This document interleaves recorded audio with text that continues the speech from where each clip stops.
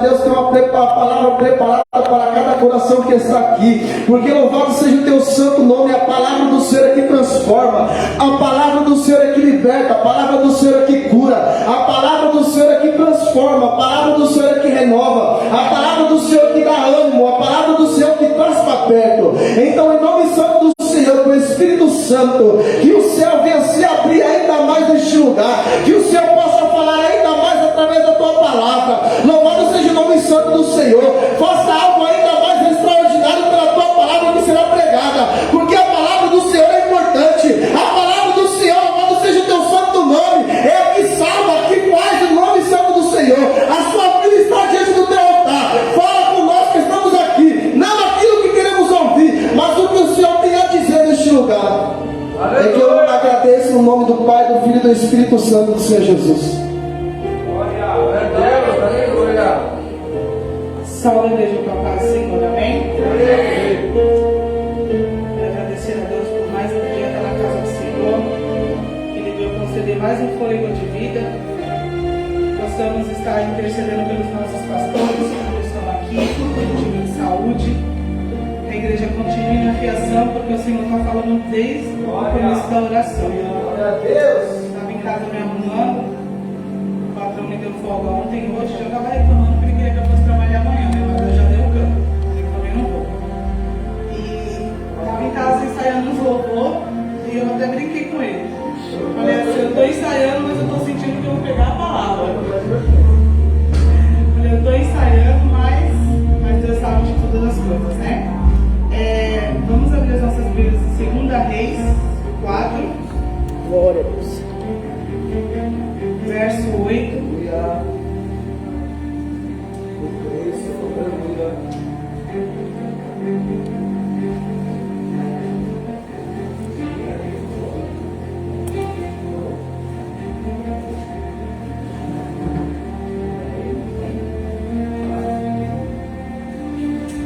Glória a Deus. Todos se encontraram, amém?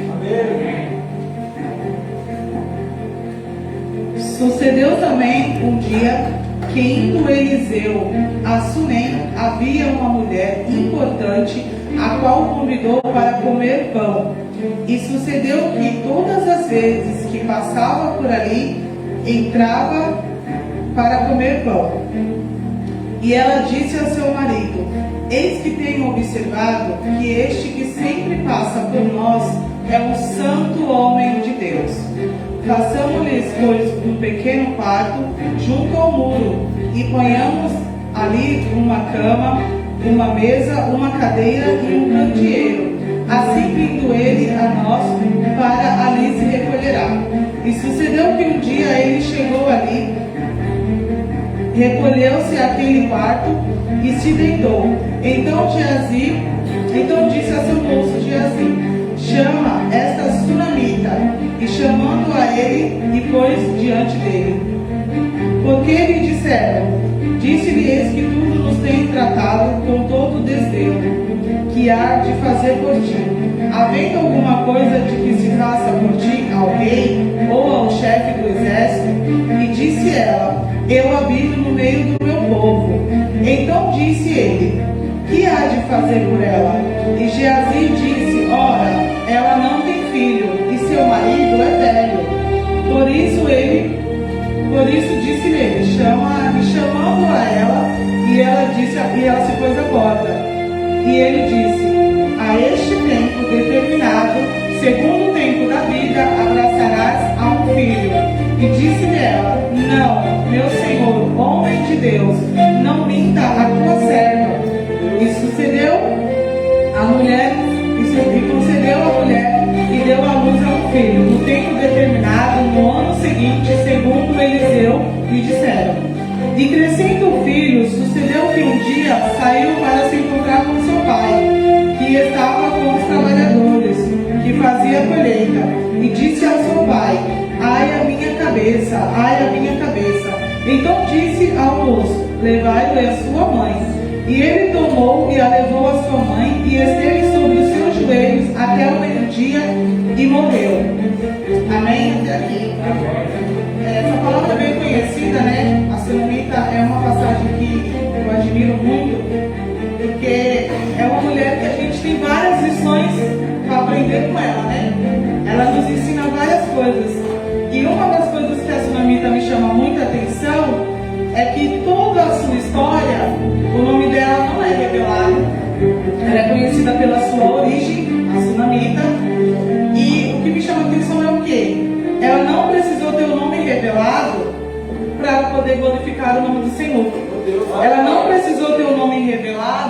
para que ela pudesse contar um testemunho para edificar a fé de muitos.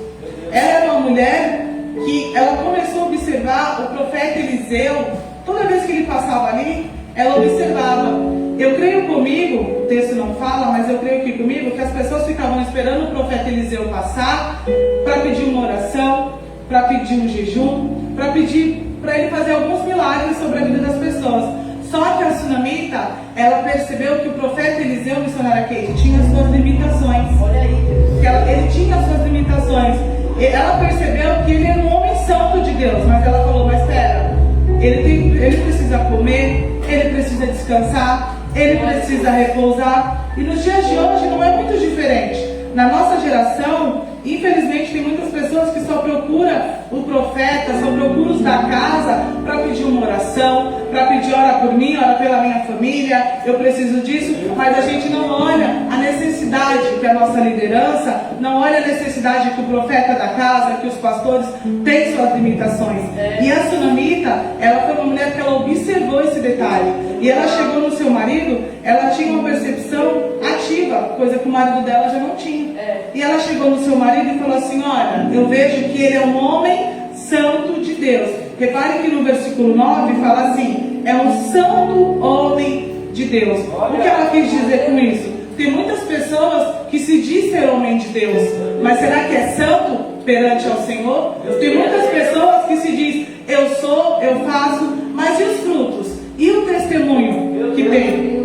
E ela observando, Eliseu fez por ele, fez o canto dele. E aqui que a gente aprende com esse começo da história da sunamita. Ela não fez de qualquer maneira.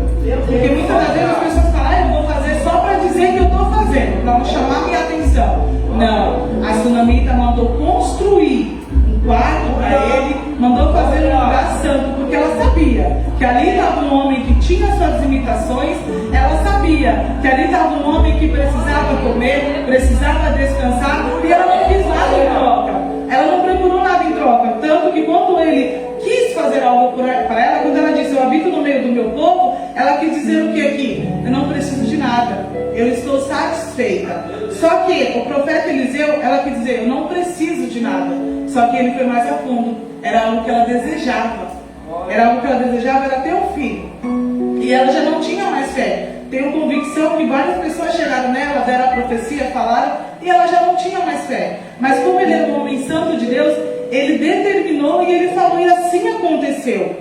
E essa passagem vai passando, a criança foi crescendo, creio que já era um menino, aqui não fala mais ou menos o tempo que foi. E quando o menino teve a dor e chegou a falecer, é outra lição que a gente aprende com a sunamita. Qual que é a lição? A sabedoria dessa mulher.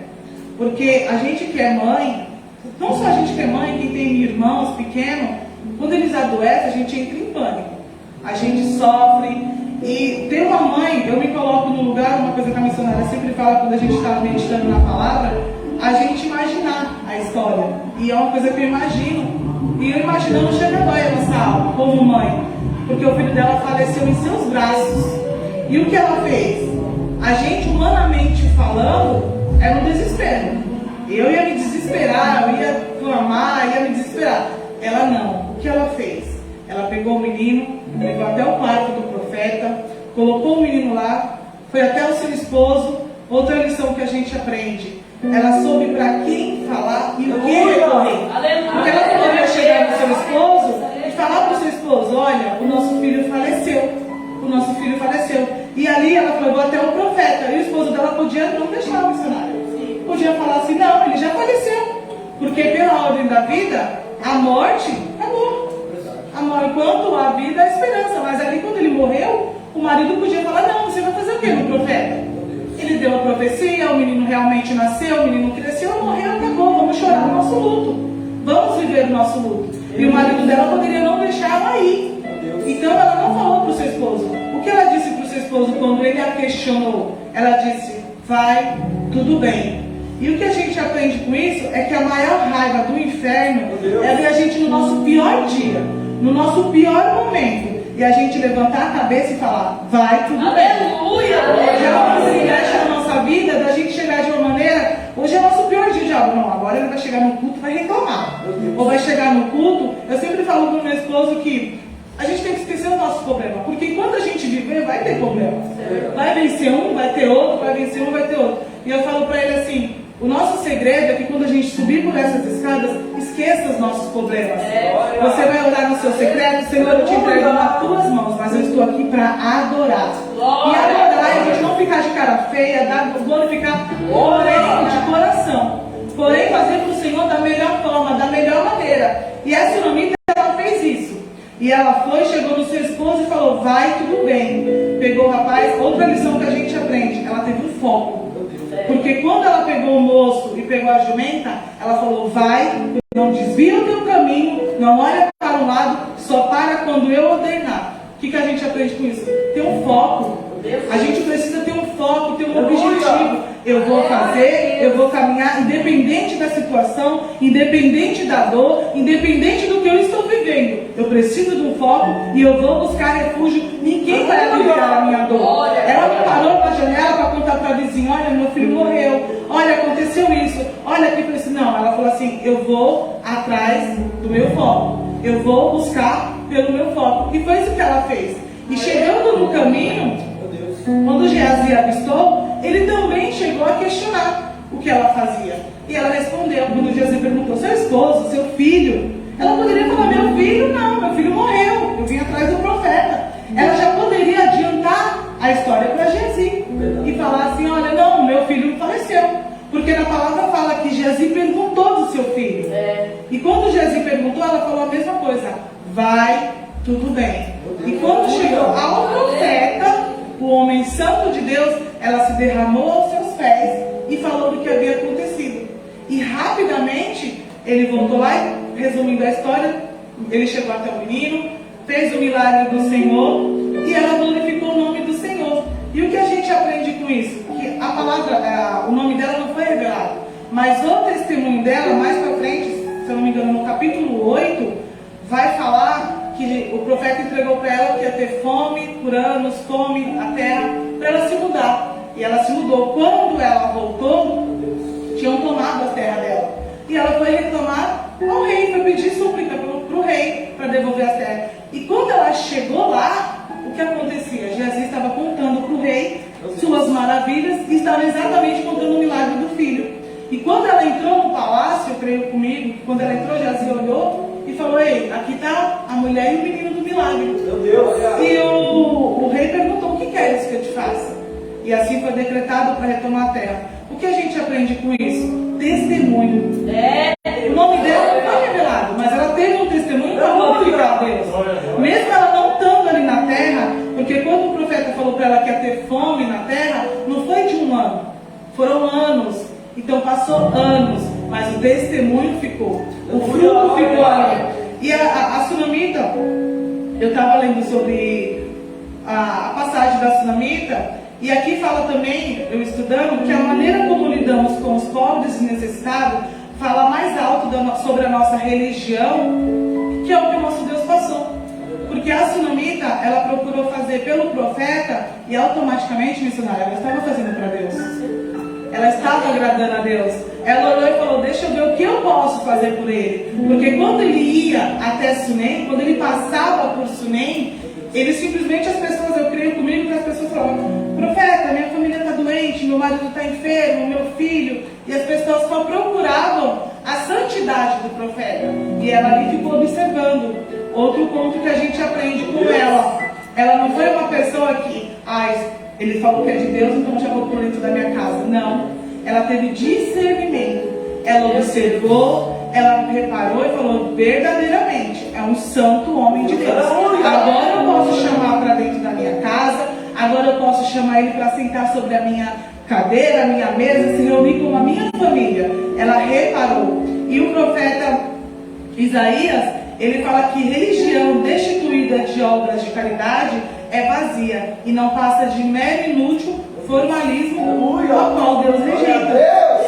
Então, muitas das vezes, a missionária aqui sempre fala isso, e eu também acho muito bonito. A gente às vezes quer fazer bonito, quer fazer agradável, mas tem tanta gente que se passar um mendigo, se passar alguém, não, hoje eu não estou podendo fazer. Mas eu não tô. Às vezes eu até brinco com meu esposo que eu falo que lá na padaria é o lugar da nossa caridade. Porque às vezes é assim, entra um, tia, dá um pouquinho de café, dá café com leite, dá café com pão, e a nossa alma se alegra. Porque a gente está fazendo, independente se a pessoa chegar e pedir, às vezes a gente faz tanto por alguém de fora, longe, e tem alguém sentado aqui na calçada precisando. Às vezes a gente olha e fala, eu vou ajudar um parente meu lá na Bahia, lá, mas às vezes tem alguém aqui do lado precisando. Às vezes tem um vizinho aqui fala, o que ela fez pelo profeta foi alimentar, dar cama, mas tem tanta gente que às vezes precisa de uma oração missionária, ou um abraço. Às vezes a gente quer fazer por de fora, ela trazendo para o lado do profeta também, às vezes a gente faz para a gente de longe, mas os da casa também precisam de cuidado. Os da casa também precisam de um acolhimento. Os nossos pastores, os nossos líderes, missionários, presbíteros, eles têm as suas limitações. E foi exatamente o que a Sunamita viu. Ela é uma pessoa que ela hospedou o profeta. Ela fez pelo profeta. Só que o que eu aprendi com a lição ela teve discernimento, ela procurou ver realmente quem era. Para quê? Para que ela não colocasse muitas pessoas que parecem ser confiáveis e consagradas a Deus, não passa de meros farsantes. Meu Deus. Então a Sunamita, ela procurou saber sobre ele, ela procurou verdadeiramente ver quem ele era. E ela viu que não era só um farsante. Então agora eu vou fazer por ele. Então muitas das vezes a gente procura a pessoa chegar, eu sou um homem de Deus. É uma coisa que a pastora Paula sempre fala aqui, e ela fala isso antes mesmo de eu me formar, quando eu estava no começo da minha gestação, na sua casa, uma coisa que ela falou e eu guardei. Eu sou uma pessoa que guarda tudo. Ela falou assim, que pode chegar qualquer pessoa na igreja, pastor, com nome de pastor, ela só dá a oportunidade se o Senhor falar, pode dar.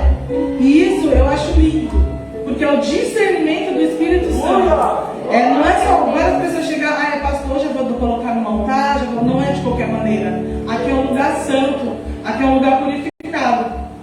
E a Sunamita, ela procurou saber, ela procurou ver, e quando ela viu que realmente era um homem santo de Deus, ela fez por ele. Então que hoje, igreja, possamos também pensar da maneira da Sunamita, que hoje possamos ter o discernimento das coisas do Senhor, que hoje possamos ver que as pessoas que estão dentro da casa, eles têm as necessidades, eles têm as suas limitações, e que às vezes a gente não, e outra, não fazer de qualquer maneira, porque a Sunamita não fez de qualquer maneira, ela procurou fazer o melhor. Então que possamos fazer o melhor sobre a vida dos nossos líderes, sobre a vida dos que estão na casa, acima de nós, porque automaticamente fazendo pelos nossos líderes, pelos nossos sacerdotes, a gente também está fazendo para Deus.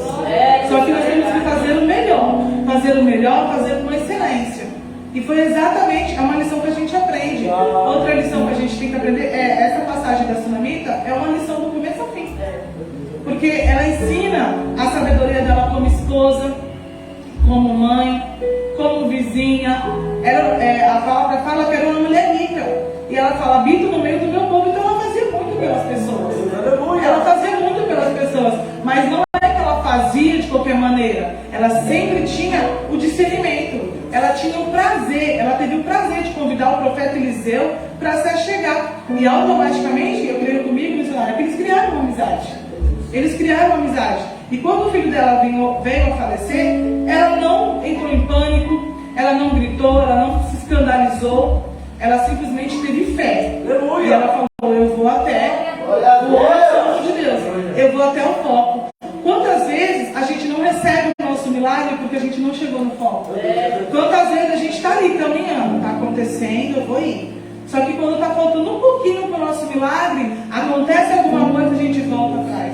E aí a gente perde o foco, falta tão pouco para acontecer o milagre, e a gente acaba perdendo por conta de uma necessidade, um desespero. Então, se Deus ele supre as nossas Deus ele cuida da gente nos mínimos detalhes. Deus, como diz a missionária, Deus é detalhista. Ele cuida nos mínimos detalhes. Às vezes a gente se desespera por algo que a gente está passando. Senhor, mas tu falou. Senhor, é assim, Senhor é... E Deus fala, deixa no tempo dele. E quando acontecer, procuramos não sair do nosso foco. Assim como ela fez, ela chegou no seu moço e falou assim, não olha para um lado, não se desvie, não converse com ninguém, não para. Vai até o foco. E muitas das vezes a gente perece, a gente para por conta disso. Por uma coisa tão pequenininha, uma coisa tão mínima. É igual a pastora Creu aqui falou, é um tempo. Porque Satanás ele não precisa de um dia para fazer a arruaça na ele precisa de uma pausa. Uma pausa que a gente der, ele faz a arruaça. Então que a gente venha estar sempre vigilante, que a gente venha estar sempre olhando para o nosso foco, independente da situação, independente do que a gente está passando, que a gente possa estar observando sempre o nosso alvo, que a gente possa estar olhando para o nosso alvo. O que aconteceu na vida da Sunamita? Ela não olhou para um lado, ela não olhou para o outro, ela não procurou ver a dificuldade do que ela estava passando, ela simplesmente falou, eu vou chegar no meu objetivo. E assim ela chegou. E o testemunho dela revelou muito quem ela era. Porque através do que aconteceu anos atrás, quando ela não precisava, quando ela falou para o profeta, eu habito no meio do meu povo, eu não preciso de nada. Quando ela pensou que nada mais, ela só chegou para o presbítero para chegar no rei e contar, olha, tomaram minhas terras, o que o senhor pode fazer por mim? Mas ela nem precisou contar toda a situação, ela não precisou suplicar, porque o testemunho que havia acontecido na vida dela já havia tocado o coração do rei. O testemunho que ela carregava já havia tocado o coração do rei. Então quando ela chegou e o Geazi olhou e falou, aqui está a mulher, essa é a mulher de testemunho. Então a coisa mais bonita é a gente chegar nos lugares, as pessoas olharem e falar, verdadeiramente Deus é na sua vida. Olha, Deus falou através da sua vida, aconteceu. Olha, foi assim, aconteceu. O nosso testemunho, os nossos frutos. Às vezes a gente pensa que é uma coisa tão pequenininha, mas isso não vai nem servir como testemunho. Mas serve. Uma coisa muito pequenininha na nossa vida que pode acontecer, pode ser testemunho para edificar muitas vidas. E quando ela menos pensava, ela não chegou ali e falou, não, eu vou falar que aconteceu isso. Eu vou falar que meu filho ressuscitou. Eu vou contar, não, eu vou chegar. Ela sempre tinha um foco. Igreja, que a gente possa sempre ter foco. Porque exatamente ela não chegou. Eu vou contar que o meu filho ressuscitou por causa do profeta. Eu vou contar que meu esposo não podia me dar filho. E era assim. Não, ela falou, eu vou no meu foco. Quando ela chegou para contar para o rei, o rei já sabia do testemunho dela. Muitas das vezes a gente pensa que o nosso testemunho não alcançou vidas. Mas tem pessoas que a gente não conhece, missionário, mas ele conhece o nosso testemunho, verdade. Muitas das vezes tem pessoas que não vai conhecer a gente, mas vai falar assim, olha, lá na igreja da pastora Paula, lá na Paracletes, aconteceu isso. E a coisa mais bonita é a gente ter um testemunho. Eu sou grata a Deus por tudo que Deus fez na minha vida, que eu falo assim, eu sou desenganada da medicina, eu tenho 31 anos. Eu acho que eu já mandei para a missionária, para a pastora, meu pai contando o testemunho. Eu fui desenganada quando eu era um bebezinho do tamanho do Moisés, pequenininho, 6 meses. E os médicos falaram, se tirar do hospital, o meu pai contou o testemunho que eu tinha sido furado o corpo inteiro. Não tinha mais veia para me furar. Eu era só o couro e o osso. Eu sempre estou postando no meu Face, posto nos meus status, porque é uma coisa assim que eu me alegro, missionário. Porque eu sei do cuidado de Deus.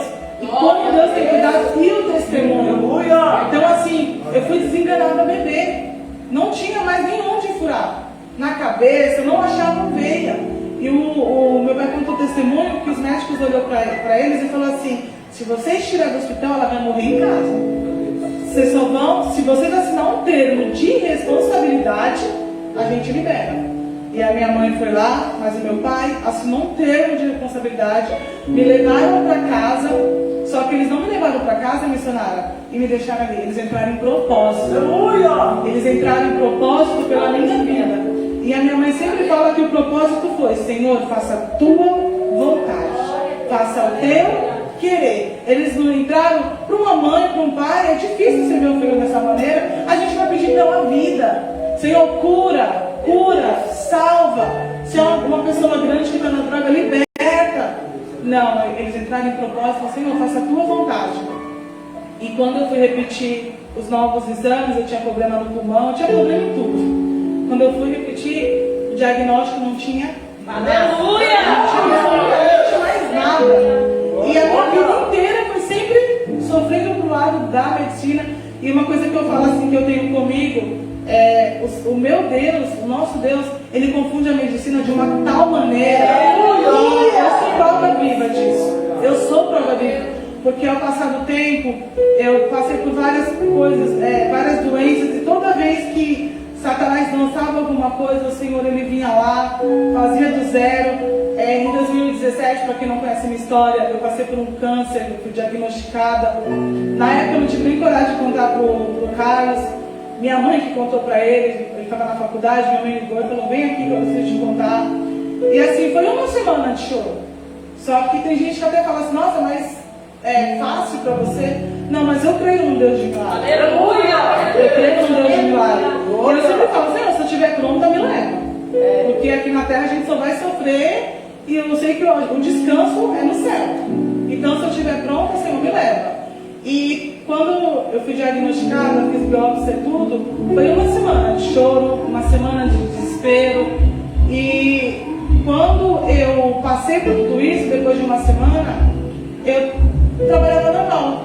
Meus pais tinham loja de roupa, eu ficava na loja dos meus pais. E eu trabalhava normal e as pessoas chegavam assim, e falavam assim, eu fiquei sabendo. Só que as pessoas já chegavam te olhando com um olhar assim, quase trazendo uma coroa, seu enterro. E eu falava pra mim, é como se fosse uma gripe. Tava doendo? Tava doendo. Tava machucando? Tava machucando. Mas eu não deixava transparecer. Aleluia! E eu passei por aquilo, passei pela cirurgia, foi removido o meu colo do útero, fiz todo o tratamento que tinha que ser feito. E aí foi passando um tempo, e aí não passou mais, nós tínhamos 2 anos mais ou menos, em 2017 eu operei. Quando foi em 2020, nasceu tipo uma verruguinha no meu dedo, acho que foi em 2020, né? Nasceu tipo uma verruguinha. Passei na dermatologista, a dermatologista falou, é um dedo que nasceu. Eu falei, mas como que nasceu um dedo? Eu com tantos anos falei, nasceu um dedo. Passei, aí eu fui com minha esposa, falei, ela falou, olha, vai no hospital, não lembro o nome do hospital, passa lá para outro dermatologista, pra ver, só que você já tinha passado um ano. E eu fui tranquilo, falei pra ele, espera no carro, que eu já volto. E eu fui só passar em consulta. Quando eu entrei com aquele dedinho a mais no pé, ele olhou pra mim assim, o médico falou, quanto tempo você tá com isso? Eu falei, mais ou menos 1 ano e meio. Ele falou, você vai fazer pra cirurgia agora. Você vai ser operado, isso é um tumor. Você tá com tumor. Eu falei, mas como assim? Não tô entendendo. E ele no carro, com o meu celular, não tinha nem como eu avisar pra ele. Ele falou, mas se você quiser, a gente faz esse preparativo, você remarca. Eu falei, não, doutor, dá pra fazer agora? Ele falou, dá. Eu falei, então, vou deitar, seja o que Deus quiser. E ele me esperando do lado de fora da consulta e eu já lá dentro fazendo a cirurgia. E saí de pé. Depois da cirurgia, saí mancando lá e ele falou, o que aconteceu? Eu falei, já fiz a cirurgia. Já tô de pé de novo. Glória a Deus! Passou mais um tempo e o Senhor sempre ali cuidando dos mínimos detalhes. Não sou merecedora, mas o Senhor ele cuida. Ele sempre está cuidando dos mínimos detalhes. Passou mais um tempo, fui diagnosticada com meu ovário esquerdo totalmente comprometido. Vai fazer outra cirurgia. Eu falei, amém, Senhor. Então foi para tirar o ovário, já tirei o colo do útero, seja o que Deus quiser. Passei, fiz o diagnóstico, o ovário esquerdo comprometido, já tinha que tirar 90% comprometido. O ovário direito também estava com aumento, mas aí ainda dava para segurar, e vamos em tratamento. Possibilidade de engravidar, 0. Comecei a tomar um remédio muito forte, que para você tomar você tem que ter autorização, é muita coisa para assinar. E eu fazendo tratamento, tudo para marcar a cirurgia. E aí ele só pode tomar esse medicamento que não tem possibilidade nenhuma de engravidar. Nenhuma. Por conta do remédio muito forte, né? E aí quando foi passando um tempo, eu estava fazendo aula na autoescola e comecei a passar muito mal. Passando muito mal. E aí o cara falou, vida, será que você não está grávida? Eu falei, não está amarrado, não tem nem possibilidade. Não. E ali, aquela coisa vai, eu passando mal. Aí eu falei, quer saber, eu vou fazer um exame. E aí eu fui fazer o exame, lembro como fosse, a gente até brinca, que ele foi guardar o carro, e a nossa casa tem a porta da sala, tem um corredor grandão, tem a porta da cozinha, e tem uma poltrona que ele fala que é a poltrona do chefe, só ele senta ali. E a pastora Paula quando vai lá. Aí, ele guardou o carro, quando ele chegou, eu estava chorando de um jeito desesperado.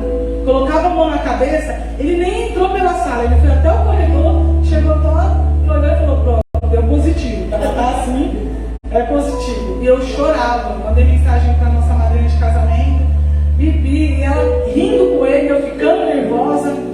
E eu comecei a chorar, eu não posso. E ali foi passando o tempo. E ali quando eu fiz a primeira morfológica, né? A primeira morfológica, a gente toda empolgada, ali, empolgada. E aí a gente entrou na sala. E como eu já vi um diagnóstico sempre no hospital, eu já sei o semblante dos médicos. E aí a médica veio, olhou pra mim e falou, só um momentinho, pega o telefone. Quando eu olhei pra ele, eu falei, deu ruim, alguma coisa. E pega o telefone, liga pra morfológica. Aí ela falou assim, ó, vai lá na sala do Dr. Edson, que é o que fez o parto dos meus filhos. Falei, vai lá na sala do Dr. Edson, pra você poder... Ele quer falar com você. Aí eu olhei pra ele e falei, não deu coisa boa. Quando a gente chegou lá, o doutor sentou, o doutor começou a conversar comigo, tentando me acalmar assim, sem falar o que era.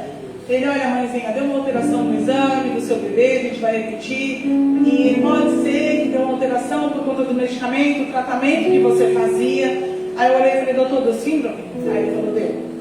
Seu bebê, pela ultrassom, o certo é o bebê ter 2,5 milímetros de translucência nucal para baixo. E o seu bebê já atingiu 3 milímetros. O certo é 2,5 para baixo. O seu bebê recente já está com 3. Então a tendência é só aumentar. Então já deu síndrome de Down e má formação. Provavelmente, seu bebê vai nascer sem um narizinho. E eu lembro que foi o mês de fevereiro, que a missionária Kate estava dando o ensinamento do batismo. E aí eu cheguei na pastora Paula, ainda não estava no ministério, cheguei muito triste, cheguei lá na casa da Kate, que ela estava dando ensinamento. E foi uma coisa assim aleatória, eu falei, vou acompanhar. E só fui, ela deu o ensinamento e tal. E eu estava muito aflita ali, né? Por conta do ver os exames, saber que meu filho ia nascer com síndrome de Down, ia nascer com má formação. Eu angustiada ali, Deus tomou uma missionária e falou que estava colocando tudo no lugar. E no encontro de Déboras, eu até mostrei para as meninas os exames, eu falo assim, e Deus assim, Ele é um Deus que eu tenho testemunho e eu ainda tenho as provas, porque às vezes as pessoas falam, não é possível. E eu tenho os ultrassons lá, sem colo do útero, as meninas viam no encontro, e depois tem lá, com colo, tudo bonitinho. E quando eu descobri a gravidez, eu falei para ele assim, vida, eu não tenho colo, e o meu ovário está comprometido. Essa gestação é impossível. E quando eu fui fazer a primeira ultrassom, eu chorei muito, porque quando a médica estava fazendo, a missionária, ela falou, está tudo bonitinho. Eu falei, doutora, mas... Ela falou, não, o ovário está tudo ok. Eu falei, como assim? Mas até então, meu ovário estava aqui. Aí quando ela falou assim, o colo do útero está fechado. Eu falei, que colo, doutora? Não tem colo. E ela falou, tem sim, está aqui, ó. Seu colo do útero está... Só que não é uma coisa que nasce igual o cabelo. Tirou, acabou. Eu falei, não, doutora, mas eu não tenho colo. Ela falou, então aconteceu um milagre, porque seu colo está aqui. Ele está fechadinho. Aí eu falei, amém. Então ali eu já entendi que a minha gravidez ia ser uma gravidez de milagres. Eu sabia que o processo ia ser longo, mas ia ser uma gravidez de milagres. E ali quando a gente fez, eu lembro como fosse hoje, no dia 11 de fevereiro, eu fiz a primeira morfológica, constou que ia ter síndrome, constou que ia nascer com malformação. Aí o batismo, eu lembro até hoje, ia ser no dia 20 de fevereiro, e a missionária Kate estava fazendo o ensino, e aí Deus tomou ela no dia 14, poucos dias, não foi um mês, eu repeti o exame. E quando eu cheguei na sala, a médica falou assim, por que você está ofegante, mãezinha? Eu falei, não, só quero saber se está tudo bem, mas não falei nada. E ela começou a fazer a morfológica ali. Quando ela falou assim, que ela vai falando, a Ana que bebê sabe como que é, ela vai passando as medidas, né, pra moça anotando. E aí quando ela falou assim, translucência nucal, acho que minha pressão subiu, baixou. Eu comecei a suar porque eu falei, na primeira deu 3 ponto não sei quanto. Então, quando ela falou assim, translucência nucal, 1,5, eu falei, Jesus, obrigada. E ela começou a passar ali, fazer a ultrassom. Ela falou assim, mãezinha, eu falei, doutora, tá tudo bem? Ela falou, tá tudo perfeito, seu bebê não para. Não consigo nem ver porque seu bebê não para. Eu falei, mas doutora, tá tudo perfeito. Ela falou assim, mas o que está acontecendo? Eu falei, eu só quero saber se o bebê está bem.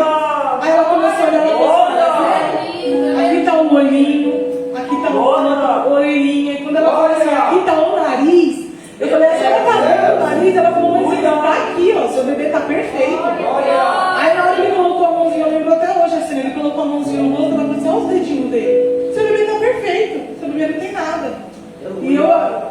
quando saiu da sala, eu entrei no banheiro, só dobrei o joelho e não conseguia falar. Aleluia. Só dobrei o joelho e chorei e falei, Senhor, o Senhor entende minhas lágrimas. Aleluia. E ali fui passando um processo difícil. E como era uma gravidez de alto risco para a medicina. Só que os médicos sempre colocavam. E aí a gente começou a passar um processo, o Carlos indo para a padaria sozinho, eu não podia levantar, porque eu tinha sangramento. Tinha que ficar o tempo todo deitado. A minha mãe mora no litoral, a nossa madrinha, que é uma pessoa muito próxima, mora em Cotia, ela me mandava mensagem, Rezinha, vem ficar comigo. O Carlos falava, vida, eu te levo lá para Bíblia. Eu falava, não, porque Deus tinha falado, é um processo, eu e você. É eu e você que vai passar. A minha mãe vem para cá, eu falei, ainda não é bem. Mas era um processo que era eu e Deus. E eu levantava ali, tinha um sangramento, todo mundo se desesperava. Eu falei, gente, vai ser a vontade de Deus. Está nas mãos do Senhor. E foi passando. E ali, quando marcou a minha cesárea, foi marcada para o dia 12 de agosto. E tinha muitas pessoas que ficavam falando que ia nascer antes. Porque eu vivia uma semana em casa, uma semana no hospital. Uma semana em casa, uma semana tinha muito sangramento. E eu chegava no hospital, o doutor falava assim, se não parar, eu vou tirar. 36 semanas. 26 semanas, vou tirar. Então eu avisava, olha, talvez vai acontecer isso. Então todo mundo já ficava, vai nascer. Mas tudo no tempo de Deus. E a cesárea foi marcada para o dia 12 de agosto. Meu filho mais velho fez aniversário dia 13 de agosto. E aí foi marcada para o dia 12, repouso absoluto. E todo mundo ali, ai, vai chegar o dia, ai, vai nascer dia 12. E eu falava com minha esposa assim, eu não quero que algumas pessoas saibam do nascimento de Moisés. Só que todo mundo já sabia. Aí eu falava assim, Carlos, eu não queria, porque muita gente falou que queria estar no nascimento. Só que aí eu comecei a ser uma sonomita, ter um discernimento e ver quem era quem. Meu Deus, aleluia. E aí eu comecei a ver algumas máscaras caindo e eu falei, eu não quero, Senhor, no nascimento do meu milagre. Meu Deus. São pessoas que eu não quero no nascimento do meu milagre. E essas pessoas falavam, eu vou estar. Eu vou com meu marido, eu vou com a minha mãe, eu vou com o papagaio, mas vai estar todo mundo lá. E foram até me acompanhar na gestação. Mas eu falava, Senhor, e o Carlos também falava, gente, eu falei, Senhor, como que vai ser? Porque como que eu vou falar não? Como que vai ser, Senhor? Mas eu não quero, Deus. Porque eu já conheço a verdadeira face. E eu não quero que esteja na hora do nascimento do meu milagre. Meu Deus. E estava ali marcado para o dia 12. Quando chegou a semana do nascimento, recebi as mensagens das pessoas falando assim, já arrumei minhas coisas. Estou contando os minutos para acontecer. Dia 12. Quando foi no dia 11, 3h50 da manhã, eu não sabia o que era bolsa estourada. Porque a dos meus filhos eu não tive nada disso. Quando foi 3h50 da manhã, eu acordei e falei, Vida, eu acho que minha bolsa estourou. Eu acho, eu não sabia. Aí ele falou, tá sentindo dor? Eu falei, não, eu não estou sentindo nada. Aí ele falou, então eu vou para a padaria, qualquer coisa você me avisa. Eu falei, tá bom.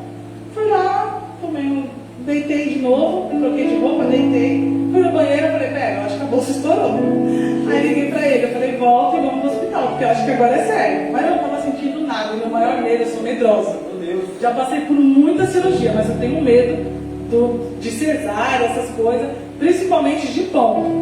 Eu passo por uma cirurgia, mas nada de tirar os pontos, ele é meu testemunho, eu passo mal. Por mínimo que seja, eu passo mal. Faço qualquer cirurgia, mas na hora de tirar o ponto eu passo mal.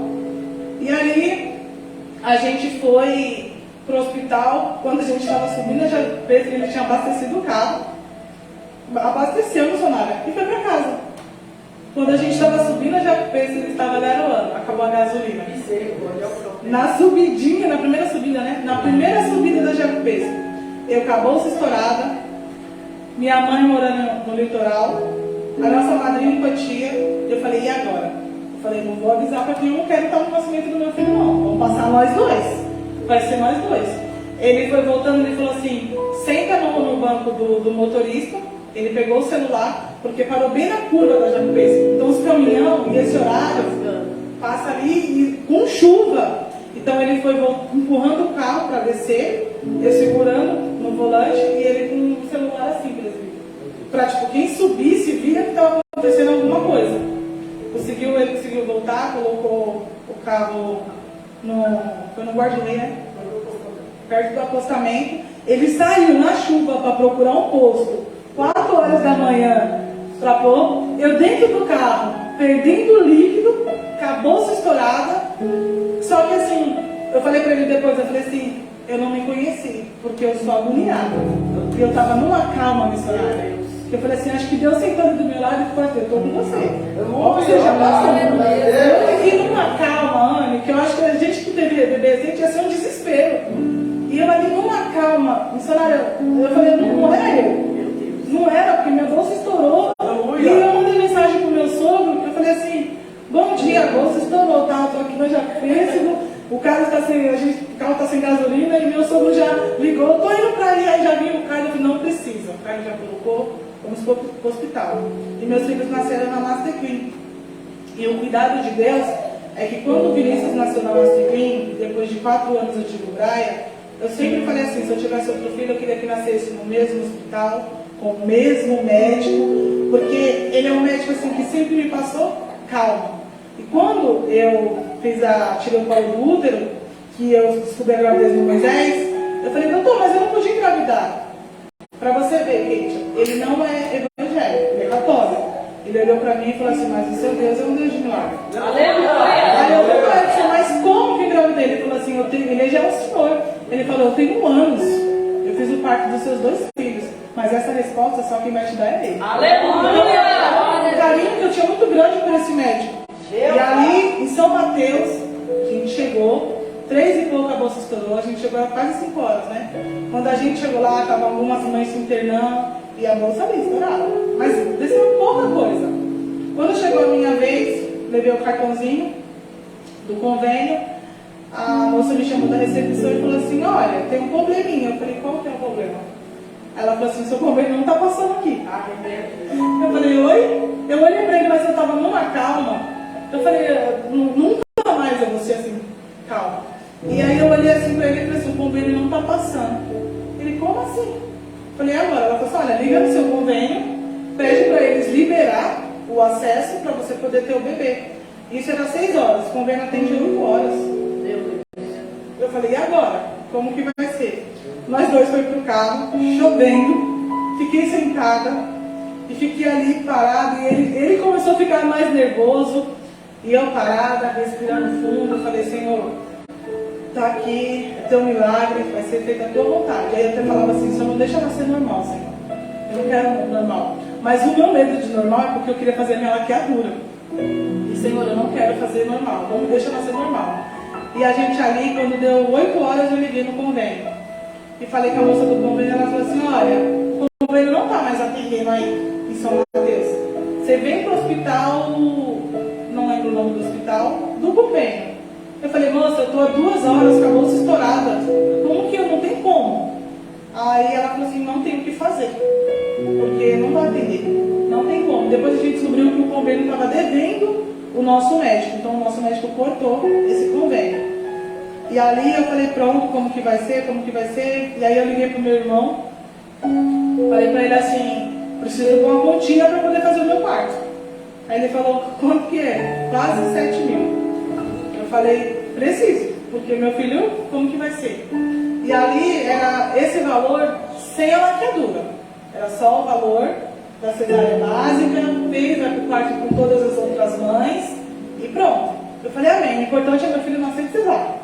Não vou fazer minha laqueadura, fiquei triste.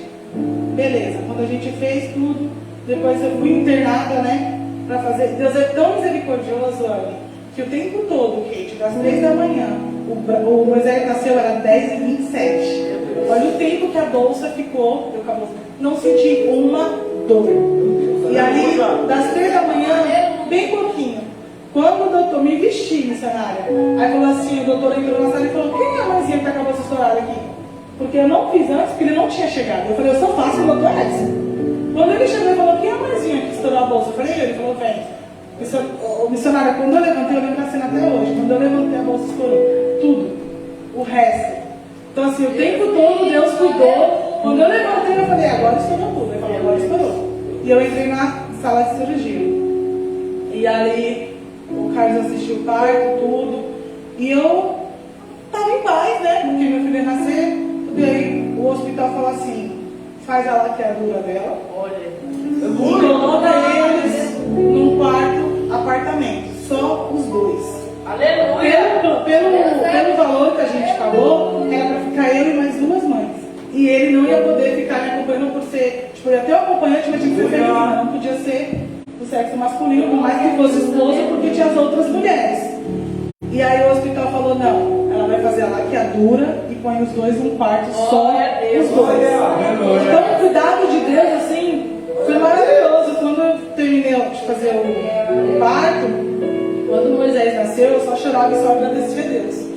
E aí o doutor até brincou, né? Falou assim, agora pode amarrar, que a preocupação dela era a laqueadura. Eu falei, não amarra não, doutor, corta. Corta. E cortou um tantão, me mostrou, eu falei, amém. E fiquei ali. E ali, missionária, quando Moisés nasceu, eu falei, obrigada, Senhor, passou. Respirei, falei, passou. Aí entrou a fono, né? Entrou a fono pra ver o Moisés. Ela olhou e falou assim, seu bebê nasceu com a língua totalmente presa, vai pra cirurgia. Eu falei, não acabou não, Deus? Senhor, eu falei, não tô fraca. E aí, eu falei, como assim? Ela falou assim, olha, o certo, até 30 dias. Só que o seu bebê está com a língua totalmente presa. E provavelmente ele não vai conseguir mamar, ele não vai conseguir se alimentar. Então, assim, é caso de cirurgia. Aí eu olhei para ele e falei assim, então tá bom, vai pra cirurgia, né? Então, assim, com horas que ele tinha nascido, ele foi pra cirurgia. A cesárea, com 4 horas, já estava andando de um lado pro outro. Do lado pro outro, do lado pro outro. As médicas, mãezinha, eu falei assim, olha, quem mandou na minha vida é Deus. Se eu estou em pé aqui, mãezinha, mas você não pode. Eu falei, não, meu filho está lá, eu preciso ver, eu estou agoniada. 4 horas de cesárea, eu já estava em pé. 6 horas eu tomei banho sozinha. Quando a enfermeira entrou no quarto, mãezinha, eu estou aqui no banho.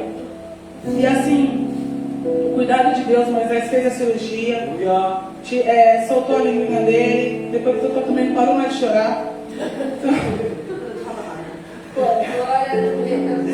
Mas assim, é um testemunho para edificar. É um testemunho porque assim, o que Deus fez, o cuidado, para a igreja entender como eu sou um testemunho de sempre envolvendo a medicina. Então, eu não sei qual que é o diagnóstico que os médicos podem falar para as nossas vidas, para a vida de vocês, de um parente. Não precisa ser exatamente como vocês, de alguém distante. Só que Deus, ele é um Deus de milagre. Ele é um Deus. Ele é um Deus que faz, quando a medicina fala não tem mais solução, aí Deus fala, agora eu vou mostrar que a solução sou eu. Eu brinco, eu falo assim, o Moisés é meu bebê milagre. Porque foi uma gravidez difícil, desde quando eu soube, até o nascimento, até depois do nascimento. E a gente, por conta da situação, passando pelas coisas assim, o pessoal, que eu vou fazer isso. Deus não deixou faltar nada, não faltou absolutamente nada. Deus sempre teve de tudo. As pessoas chegavam assim, pessoas que a gente não conhecia, chegavam e fazia por ele. E assim, fui para minha mãe, fiz o resguardo lá. Aí foi quando Deus permitiu, no finalzinho da gestação. Eu fiquei um tempo lá, depois eu vim para casa e fiquei assim. Só que no final, só que o processo dos 9 meses foi eu e Deus. Foi um conserto. Deu para mim, foi um conserto. Tanto pelo câncer, quando eu passei, foi um conserto que Deus queria comigo, quanto a gestação do Moisés. E eu não tenho vergonha de falar isso, sabe por quê? Porque muitas das vezes Deus fala, vou fazer. Só que a gente não se atenta, e aí Deus toca. Deus vem pela dor. Só que Ele é muito misericordioso, porque mesmo pela dor Ele cuida, Ele zela. O que Ele fez no passado, Ele faz no presente. Ele é um Deus de milagre. Assim como a Sonia teve um testemunho, ela também teve um milagre. É uma passagem que eu me identifico muito, porque ela não procurou ter o nome dela revelado, ela não procurou fazer para mostrar, mas ela tinha um temor dentro dela. Ela procurou sempre servir ao profeta, porque automaticamente ela estava servindo a Deus. Ela fez pelo profeta, mas ela sabia que estava fazendo por Deus. E lá no céu, o Senhor reconheceu. O Senhor reconheceu. Então que hoje a igreja possa pegar tanto o testemunho da Sunamita quanto o meu testemunho, edificar as nossas fé. E entender que Deus, Ele é um Deus de milagre. Ele é um Deus que, independente do que acontecer com as nossas vidas, a última palavra, como foi louvado hoje, a última palavra é Ele que dá. Então que a gente não se desespere, que a gente tenha a sabedoria dessa mulher. que ela não se desesperou, que a gente tenha fé que essa mulher teve. Que a gente possa, hoje eu contei o meu milagre, são vários milagres que eu tenho para contar, o que Deus tem feito nesses meus 31 anos de vida. São vários milagres comigo, com a minha família, são livramento, são coisas surreais. E isso me edifica cada vez mais, porque cada vez que a gente pensa, nossa, eu estou mais perto, já passei coisa pior. A gente para e fala, não, a gente às vezes, eu e ele está passando alguma dificuldade, a gente, nossa, fala, vida, lembra que lá no passado a gente passou por uma coisa, foi pior que agora? Eu falei, foi. Eu falei, nossa, aqui a gente tira de fichinha. Tira. E a sabedoria é não reclamar. Independente do que a gente está passando, é adorar o Senhor com excelência. Porque se a gente levanta e reclama, às vezes a gente está pertinho do nosso milagre. Mas por conta de uma palavra, de uma atitude, de uma postura, uma falta de conduta, a gente perde tudo, missionário. Tudo. Está pertinho de você chegar, está pertinho de acontecer um milagre. Fora da igreja, no seu trabalho, na sua família, no seu ministério. Mas uma falta de conduta faz a gente perder tantas coisas, atrasar totalmente o nosso processo. Então que hoje a igreja possa estar vigiando, que hoje a igreja possa estar intercedendo pelos nossos pastores, pela nossa missionária, pelo nosso presbítero, porque eles estão aqui no altar, gente, e o preço é caro, é muito alto. Às vezes a gente vê a missionária aqui, às vezes a gente olha e fala assim, ai, tá tudo bem, a vida dela é tranquila, só que ninguém sabe o oculto, as guerras que eles passam. Às vezes a gente vê a pastora aqui, nossa, a pastora postou no grupo que estava se sentindo mal, mas está no culto, mas ninguém sabe como ela chegou, como ela está aqui. Então que hoje a gente possa fazer como a Sunamita fez, cuidar dos nossos sacerdotes, que a gente possa fazer igual ela fez pelo profeta Eliseu, que a gente possa zelar, que a gente possa ter carinho. Eles não estão aqui, então você faz o quê? Faz pela casa, faz pela obra. Porque eles não estão aqui como a pastora postou no grupo, aqui é um xodó dela. Então que a gente possa fazer, não para mostrar que está fazendo, que a gente possa fazer para reconhecer, para ter o nosso galardão lá no céu. Que a gente possa fazer verdadeiramente o melhor e cuidar da obra, cuidar dos nossos pastores. Porque eles também têm as suas limitações. E eu quero agradecer a oportunidade, que a igreja fique com esta mensagem. E eu encerro a minha pregação.